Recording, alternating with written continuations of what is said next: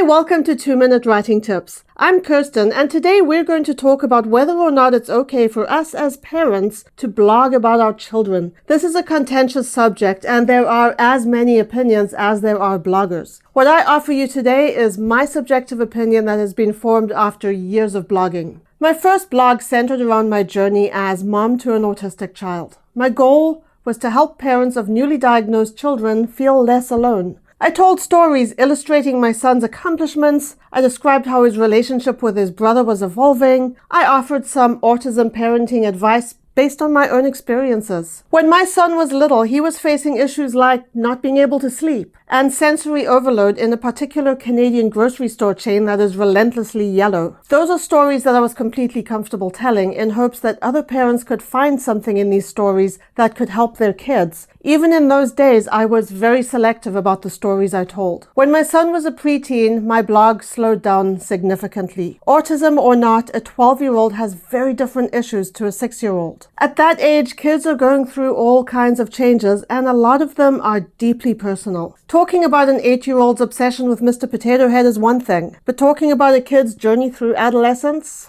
Not my place. Those are not my stories to tell. Now that both of my kids are well into their teens, I don't post stories or pictures of them without their consent. They have full access to everything I wrote about them in the past, and if either of them were to ask me to take down a blog post, I would do it. No questions asked. All of this is a very roundabout way of saying that while us bloggers love to tell stories about our families, we shouldn't assume that we have an automatic right to do so. We have to be careful about the stories we tell. We have to avoid stories that can potentially cause embarrassment or harm, and ultimately our kids should have veto power over anything that is posted about them. That's it for today. I'll see you tomorrow.